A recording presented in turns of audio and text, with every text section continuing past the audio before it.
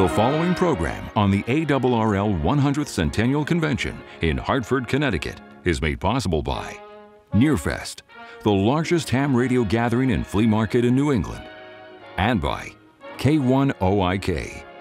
Featured will be the president of the ARRL, Gerald Youngblood, president of Flex Radio, Gordon West, Dave Summer, K1ZZ, chief executive officer ARRL, Fred Lloyd, owner of QRZ, special comment by Tim, WA1HLR, and many more. Now, here's Bert, K1OIK. Hey, we're here at the ARRL 100-year convention, and you see the convention center right behind us. We hope to have an interesting couple of days here, and hope you enjoy a little bit of some of the pictures that you're going to see. It's a beautiful day, but that doesn't matter because we're going to be inside, and we're taking a walk over. Some of the heavier hams are riding over, even though the distance is only about 3/4 of a mile. But some of us are more fit, we can walk over. One thing I should mention is this is all made possible, this video is all made possible by a grant from Nearfest. They're helping get this whole thing together. Nearfest is the biggest ham fest in New England, and that occurs every May and every October every year. It's one of the best experiences you could possibly have. You get to meet nice, friendly people and get some really great buys. So even though this is the 100th anniversary of the ARRL, get up to Nearfest. You'll really enjoy that even more. I'd be happy to talk about what amateur radio is all about. First of all, it's a high-tech hobby, avocation, passion for the whole family. There is something in amateur radio for every different kind of personality type, for all different kinds of interests. We get to experiment with cutting-edge technology. We get to serve the public when there are disasters or community events where communications is helpful. We get to make friends all around the world, and here at the National Convention of the American Radio Relay League in our 100th year, we have people from all over the United States and all over the world joining us in friendship through amateur radio. ARRL, the American Radio Relay League, is the National Society for Amateur Radio Licensees in the United States, and we are the strongest advocate for amateur radio at the federal, state, and local level. We have publications, we sponsor license examinations through volunteers all over the country. We foster public service communications programs all around the country. 100 years ago, here in Hartford, Connecticut, a couple of members of the local radio club, and radio was the cutting edge, the newest thing back in those days. They had the perception that we needed a national organization because the technology of the day did not allow long-distance message transmissions by radio. To get a message from one area to another one saying, the river's rising, we need help, they had to relay messages from one station to another. Previously that had been just haphazard and catch as catch can, but Hiram Percy Maxim and Clarence Tuska here in Hartford realized that we needed a nationwide, orderly, dependable system of message relay so that this new medium of radio through these citizen experimenters could be helpful to the public when there were disasters. And it just kind of grew from there. And one last question. American Radio Relay League doesn't sound 2014. Is there any thought of changing the name, or are you going to stay with it?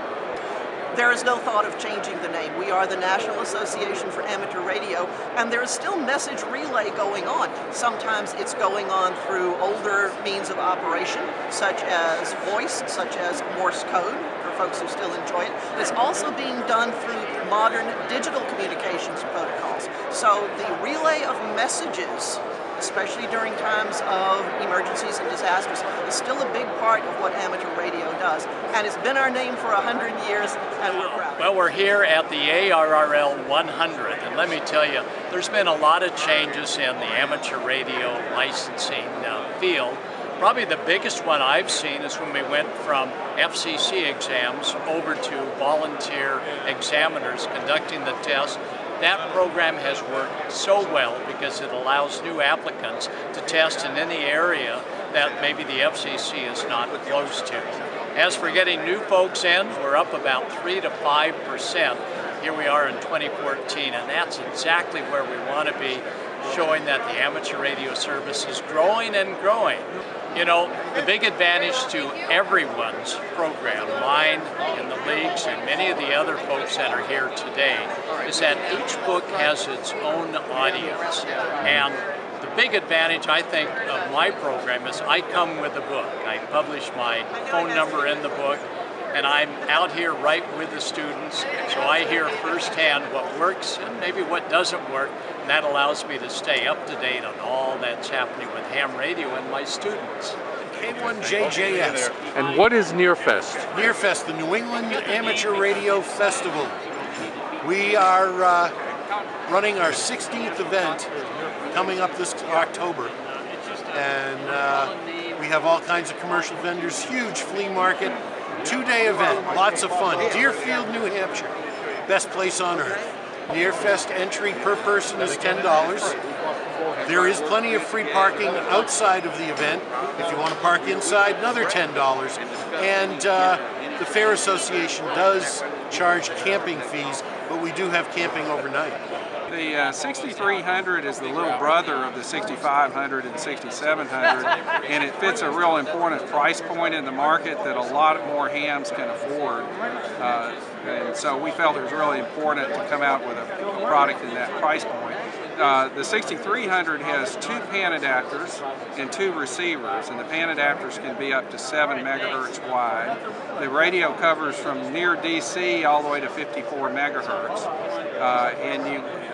Those receivers can be placed anywhere in that 54 megahertz spectrum. Are you saying that you can see 7 megahertz of band all at once? Per pan adapter, so times 2. In other words, you can have 2 pan adapters, each can see 7 megahertz of the band at once. So for example, you could have 1 pan adapter watching 12 and 10 meters.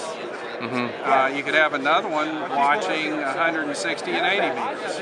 And can both these pan adapters be on your screen at the same time? Yes, they can. They can be side by side, or they can be one above each other.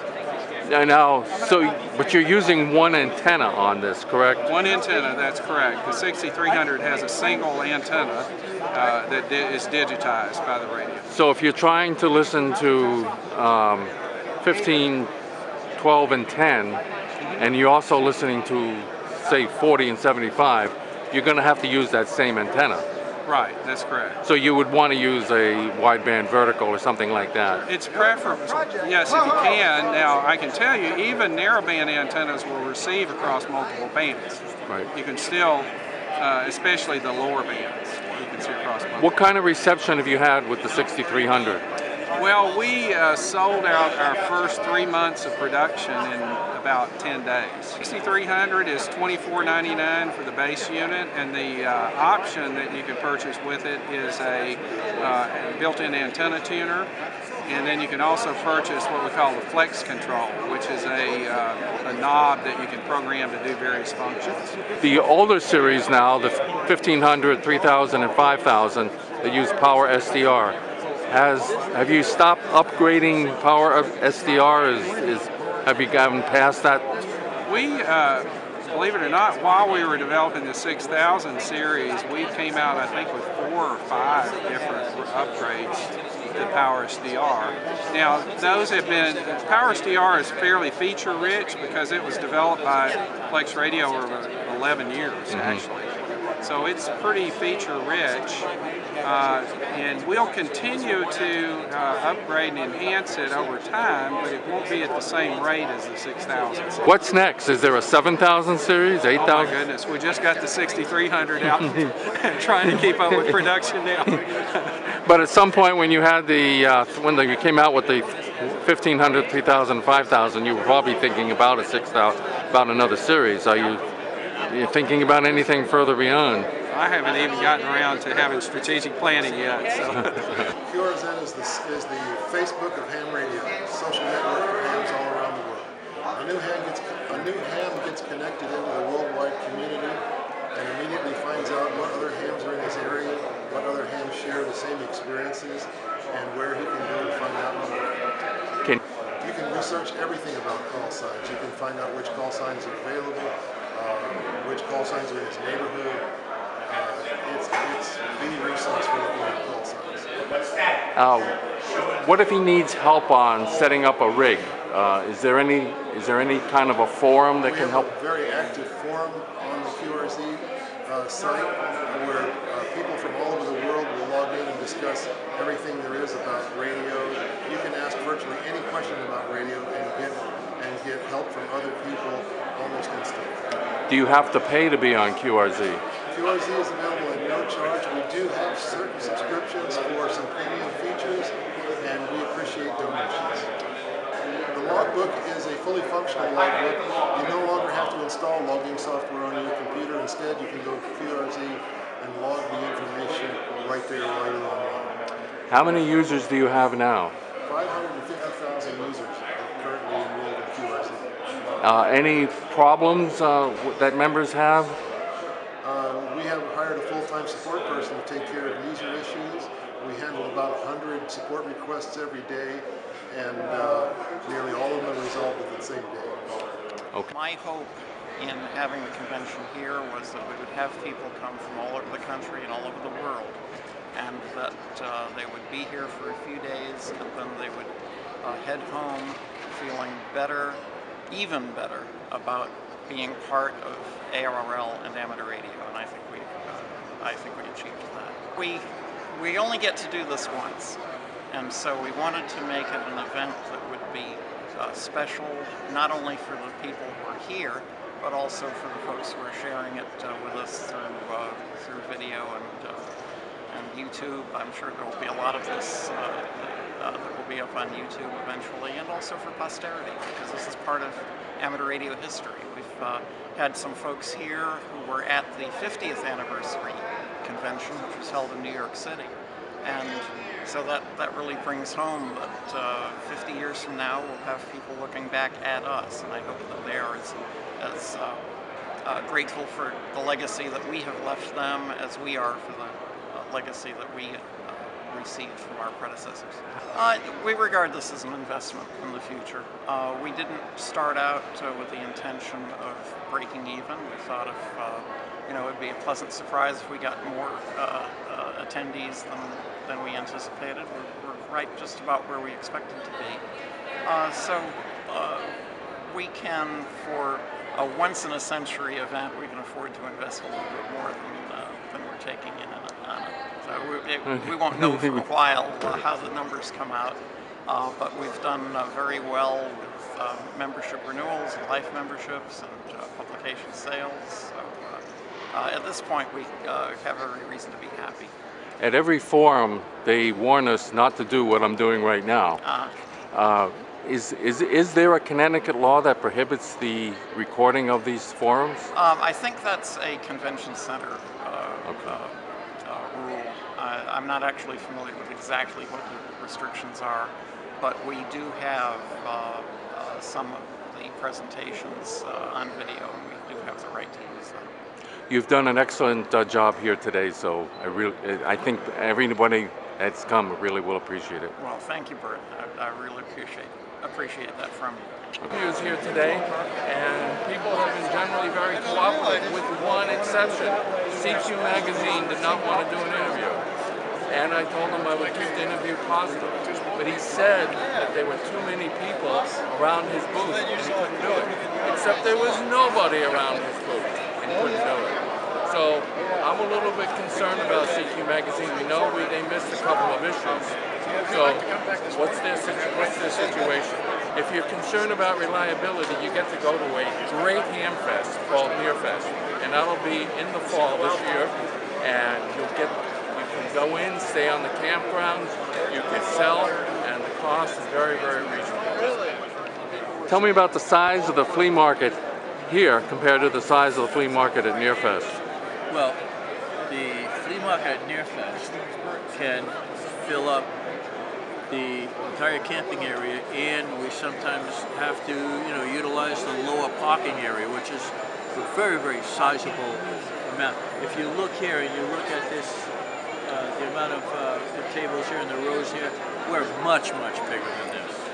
It's a bigger venue, but we're much, much bigger than in on the tailgating side.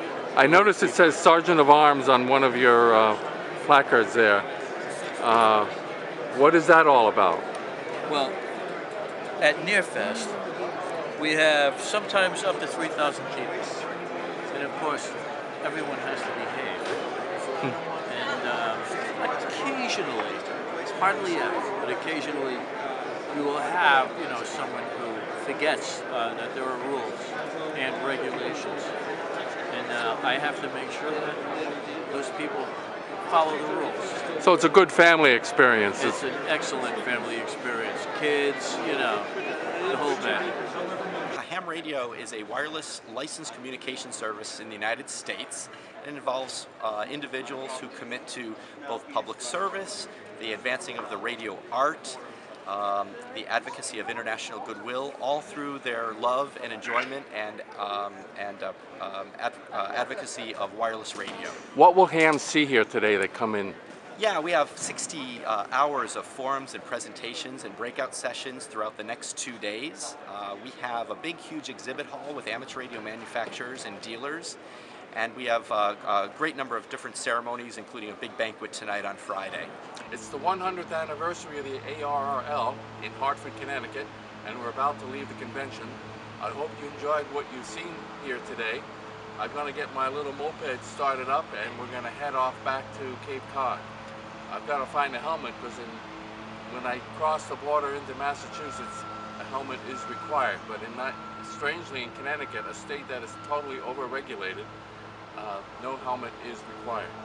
So, hope you enjoyed the convention and head out to Nearfest in October. Well, friends, this is the 100th anniversary of the ARRL. 50th anniversary, everybody wore jackets and ties. Everybody was straight-laced. But take a look around. Just people like you and me. But give it time. The inmates will be running this society. Mark my words.